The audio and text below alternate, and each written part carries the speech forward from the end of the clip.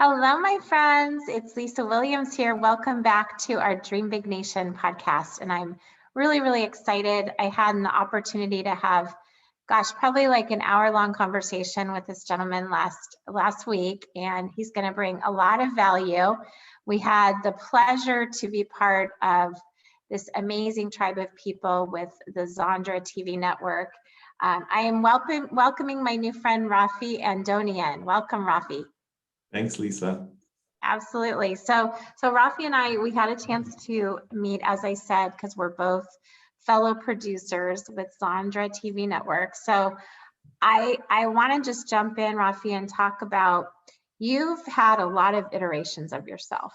And I think this COVID crisis is such a great way for people to be thinking about what's my next chapter in life.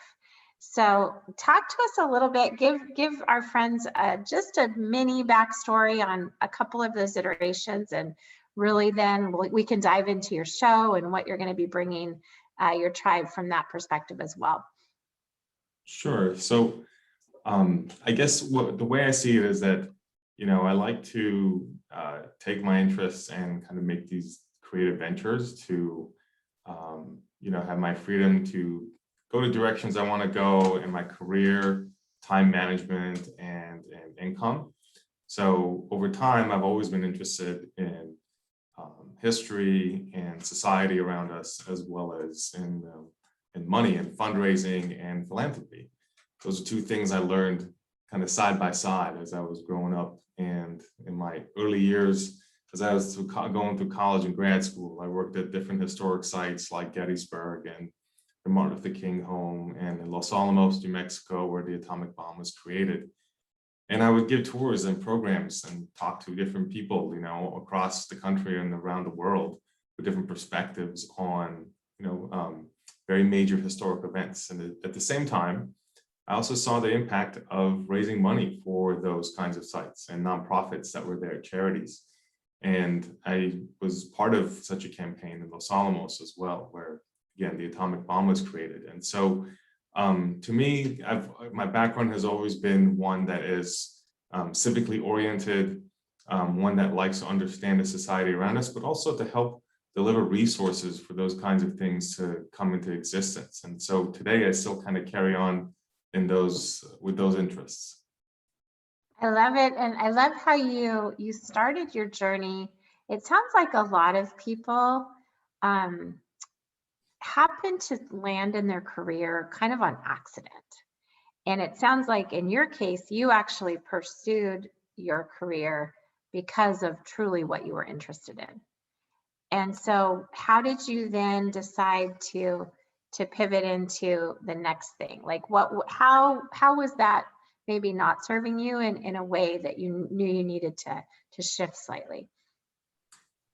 I would say that there's a couple of things there. So I don't know if I foresaw exactly where I'm at now, right? I always kind of figured I'd be working with this stuff, but I think what happens sometimes is as things unfold, you see opportunities in front of you, as long as you continue to kind of make yourself available for them, you know what I mean?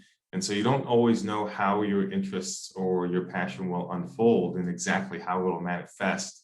But I would say being flexible to how these things play out is very valuable, while also staying true to the areas you want to work in. To me, it wasn't a job description that was exciting. It was more just simply working with these concepts of history, of society, and kind of civic-oriented kind of things, as well as money and fundraising and delivering resources to these kinds of places, right? So I just kind of let that unfold as opportunities came about. But I would say that for my journey, what was really critical was that along the way, what I discovered is I would get bored kind of doing the same thing for a long period of time. As far as the job description is concerned, I would kind of feel like I mastered it, and then I would want to kind of move on to the next thing, usually in the same kind of field, but I was kind of up for a different set of tasks. And so where that eventually led me to was to kind of have my own, companies in this regard, and do so in a way that, helps me have the freedom of creativity and direction and what I want to do with my time, for me was very valuable. So for me, I would say that it was a progression of wanting more and more responsibility, but also more and more freedom in how I create things and the direction I take my Mm. business. You sounded like you were kind of that classic entrepreneur in a sense, Yeah, that absolutely. you were, Yeah, even though you were working for someone, you had a lot of other things going too. exactly. That's right. That's right. And I took those skills and built on them, and kind of, to me, that was a discovery process for me along the way. You know, doing that Yeah. was something that was the steps of I feel like discovering there's where a I lot wanted of to be. career in, 2016 or whatever. Right, That's right. right. But, so many people, I feel like they accidentally land, but then they don't keep exploring. They don't keep learning. I mean, what would you say has been kind of the magic sauce for you that's continued that lifelong learning journey? Well, I mean, you're kind of touching on it. For me, it's a passion for continuously learning. I always try to learn, and there's a variety of ways that can take place, right? So, one is obviously a lot of reading. I like to read a lot, but not just in your field. One of the big things I encourage people to do is to read outside your field, because that's where creativity happens. I think creativity happens where you're able to connect dots that are not immediately apparent to someone else. So if you want to do something a little different than others around you, then I think you got to consume differently. You know, you can't consume the same stuff and expect a different outcome. The other part of that to me is mentors. I think mentors have been huge to me in terms of helping my journey of learning. You know, another part of that and connected to that is networking. You know, with networking, you're going to find mentors, peers. That really helps, I think, kind of get a diverse set of different exposures in your mind that helps you be prepared, as well as find opportunities, and again, continue to be creative. I also like learning at school. I'm kind of a nerd for that kind of thing. I do like the classroom, because I think that is a forum Raffi, that were you you a can. the front row student that was like always Yeah, raising your hand? I was yeah, that totally. person too. Yeah, yeah. And I think it's valuable because I like being in a classroom, because it's a place where you can exchange a little bit, right? So if I'm doing education on my own, you don't have the same level of exchange and dialogue, right? Mhm. So places where you have that forum, whether it's a classroom or somewhere else, to me is very valuable in the learning process. And so if you continuously want to grow, you know, intellectually, kind of socially, and business and so on, personally, then you put yourself in positions that are allowing you to kind of always expand your horizons. And so to me, that was a critical part of that journey to continue my appetite, which is probably why I didn't like to stay put doing the same thing for a long time, because you kind of tend to, you kind of just outgrow it. Yeah, yeah. Well, and you said something, what do you think about the concept of being uncomfortable? How important is that to growth? I mean, I think it's huge. I think, I don't know how to put it into words. I mean, to me, it's so valuable. I think that's where all the growth is, right? Discomfort is where the growth is, right? And if you're going to grow, you have to get beyond the circle that you put yourself into. And I'm always Hmm. trying to find those edges and those boundaries and those limits of where I can kind of expand that, to expand the comfort zone. And then from there, go to the new limits and the new limits. And I believe that what's between the ears here is infinite in its capacity. So if we continue to find the new boundaries that are the discomfort zone each time, you can infinitely grow in that area. And Hmm. once your brain grows, once your mind grows, once your vision grows, it really, there's so much possible in front of you in terms of what you can envision and then move toward and achieve. Yeah. Well, and I mean, let's talk about, you talked about mentorship. And I think anyone that's new to the world of entrepreneurship, one of the first things that we hear is you're the sum total of the five that you surround yourself with. And I'm curious, when you were first kind of tiptoeing into the space, did you find that the people that you grew up with or the people that were your close knit circle of friends, did they start to not really understand you in some ways? I don't know if I would go that far, but they weren't maybe my mentors, you know what I mean? So I would say that the Yeah, I people guess that were that's my close to me, point is like the people that you, probably the people you grew up with and associated with are, that's not where you're going to find those people. Would you agree? absolutely, Yeah. absolutely. Yeah, that's right. I would say that some people, you know, I mean, as you grow and change through life, your circles change, right? And so, you know, I think it's while it's important to keep your web together and not like burn bridges, right? At the same time, where you're closely associating, like that top 5 people that you just described, Lisa, I think is really going to evolve, right, over time. And certainly when I look back over the last, say, 10 years or so, those top 5 people are not who I was associated with in the previous 10 years. You know what I mean? Yeah. And that's Yeah. a Who very are valuable some thing. of your influencers? Like who do you listen to? Who do you, maybe what books do you recommend for somebody that might be new in their entrepreneurial journey? Sure. So for me, one of the big important ones that's an older book now, it's called Blue Ocean Strategy. So that's one of my favorite books because it's all about how to be creative in how you meet customer solutions. And the concept is that, you know, you have a lot of competitors in the red ocean, right? The bloody waters, right? It's thinking about different sharks after the same prey. But if you move out of that water into the blue ocean where there are no competitors, then it's not even about competition anymore, right? So it teaches you to not look sideways all the time, but to be creative and focus on the customer. Another one I really like is Atomic Habits. I really enjoy that book because it's about how to live your daily life. That can apply to lots of things, not just in business. I think it can apply to relationships, you know, physical, personal health, lots of things.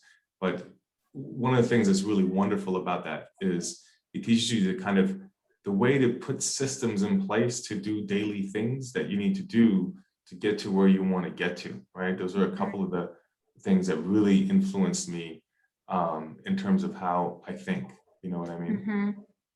Well, because I feel like sometimes, you know, there's people that have a desire to do something different with their life, and they're kind of looking at the end product of those that have already accomplished that versus just taking those baby steps every day to get to a different place. Tell me, you know, when you think about the mentors in your life, you know, what would you do if you were someone that knew they needed to seek someone that would stretch them, that would grow them? You know, how would you identify what is the best mentor for this stage in your life? Really depends on the needs of the person, right? Depends on their perspective, their needs. So the way I'd identify, I guess, would be based on where I see the person's strengths are and where I see maybe they could use the most kind of complement to balance out, to flesh out some areas that could use help in.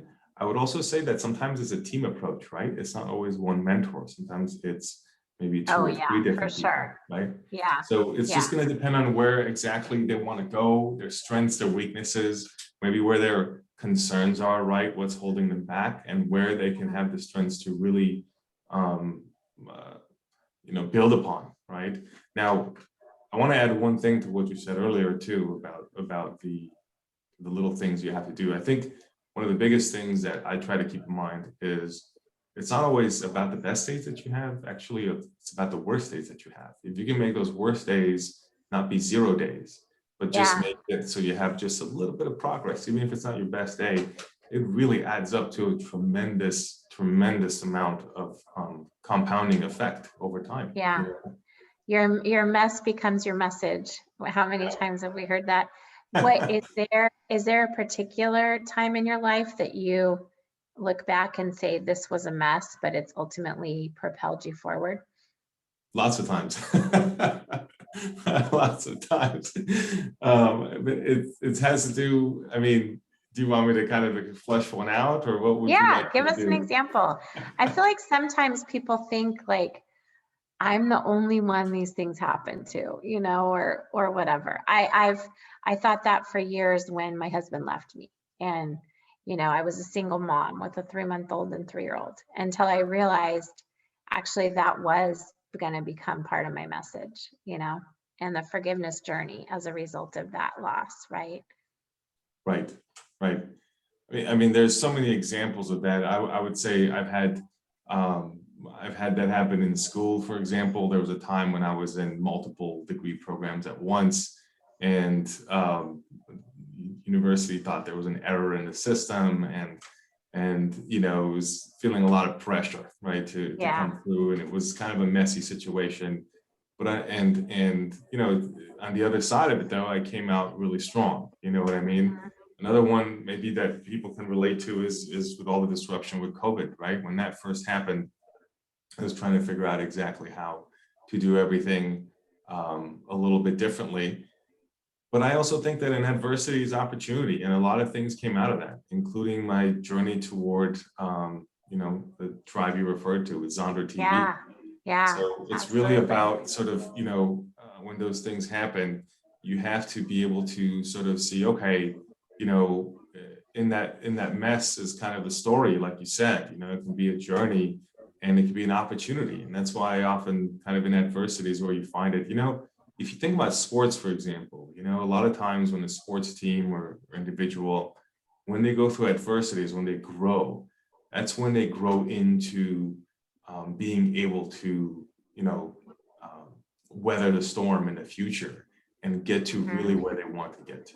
And I kind of, Yeah. that's always what's in my head when I go through those things, because that's what helps you make it through that, because that's part of the growing pains. Yeah. Well, and I love how you link history um, to present day. And I think in a lot of ways, there's so many correlations with someone that is entering the world of entrepreneurship, and it's such an unknown world. And yet historically, there are so many people that have been there before us that all we need to do is kind of follow those breadcrumbs as well. Let's talk about your show. So it's called Cleo the Muse. Can't wait to see the actual, you know, launch and all that. But tell us about the title and what your viewers are going to walk away from when they engage with you. Yeah, so that's what it's, I mean, so Cleo the Muse was a ancient goddess or in Greek mythology for history. So if you just Google it, Cleo the Muse, CLIO, the Muse, you will see who Cleo the Muse was. So I use that as a way in my show because I want to be able to use history as a way to muse about what's around us, right? Muse Mhm. is a connotation of reflection type of discussion. So it's something where there is a lot of knowledge and content, but also dialogue and reflection. That's why I intend to bring guests and have more dialogue rather than me just standing here talking, right? This kind of back and forth to me is much more valuable in you know, expanding on themes. And the Way idea more is fun too to collaborate, right, exactly, Raffi? that's right, exactly. Yeah. And the idea is to get that and you know, the tagline we have for the show is challenge the present by inquiring the past. Love that. So, you know, when you look at things around you, whatever the issue is, right, it always has a history to it. And so Yeah. if you inquire the past, you can often challenge what's around you and at least challenge your understanding. And if you challenge your understanding of what's around you, then it stops being, you know, the only way something can be. And to me, that opens the door for having dialogue. And Mm. that's how I see it. And that's why, to me, Cleo the Muse is the name of the show, because it's about reflecting and musing and challenging ourselves by using history and what's around us. And to connect to this theme, Lisa, you're absolutely right. I mean, I think a lot of times, you know, I do look to history for perspective in whatever we're going through, whether it's as entrepreneurs or whatever challenges you have, because it's been done before and you can Mhm. do it too. And probably it's been done a lot worse than we have it. So Right, it just right. puts you in perspective, you know what I mean? So our challenges are nothing and when you think of it that way, it puts you in a position to be able to grow, because then those limits that you were looking at is so impossible now becomes something that is very doable. Yeah, yeah. So when are you targeting to be launching? When should our listeners be watching for that to come out? Sometime this fall, probably later in the fall, is when it should be coming out. We're already, preparing, and we have the promos running for it. So later this fall, I would expect it to come out. So exciting. And of course, available on streaming TV. Yeah, let's talk. I mean, let's kind of talk about that for a minute, because you've been an author, your book, and when did you become an author? When was that? For 2 years. I've written 2 years now. 3 Okay. books in the last 2 years. Yeah. And don't you think everyone has a story that's supposed to be written and shared? Yeah, absolutely. That's something I had to learn myself too. But yes, absolutely. Right. Yeah. So, I mean, how exciting you've been. You kind of went from this, nonprofit, building philanthropy to, we didn't even talk about your profession and helping families, create wealth, and this TV show and authorship. I mean, I just think it's such a great example of a human we're meant to be continuing to become, not just be, so kudos to you, my friend. It's awesome. Yeah, thank you. So nice to be part of your tribe, and really I'm excited to see what we can create together too. I think God puts people in touch for very specific reasons, so I'm excited about that. Awesome. Absolutely. Well, tell us, let our listeners know where they can find you, what ways maybe they can work with you, things like that. Sure. You can check out my website. It's raffiandonian.com. So it's spelled just like my name, Raffi, which is my first name, Raffi, last name Andonian, Andonian. So that's one place you can go. You can find me there. You can get in touch with me through there. You can even book me. So if you want to work with me, one of the things I do is speaking. I've done programs for different organizations, sometimes as panels with multiple people. I can even help organize a panel. Or we can do a one-person thing where I come in and maybe even do a forum where we have a group of people and we discuss together. So I've done different things like that in the context, depending on what exactly someone wants. But the idea there being that we're talking about the kinds of things we just spoke about. So how we can use history to inform the present and so on and so forth.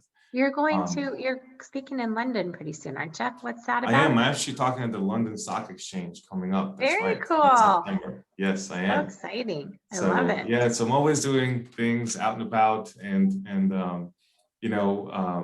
so if you go to the website, you can get in touch with me. You can also find some examples of some of my programs. If you go find me on Twitter, which is, my username is @Raffis_regulars. So the company's name is Raffis Regulars because that's my tribe, if you will. So cool.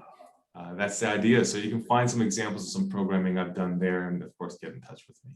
Awesome. Okay, my friend. Well, thank you so much for joining us today. And to my Dream Big Nation listeners, I'm so very blessed to be part of your week. And we just hope you continue to show up and gain value from our amazing guests. Blessings to you all in this amazing life journey, and we will see you soon. Bye, Raffi. Bye. Thank you, Lisa.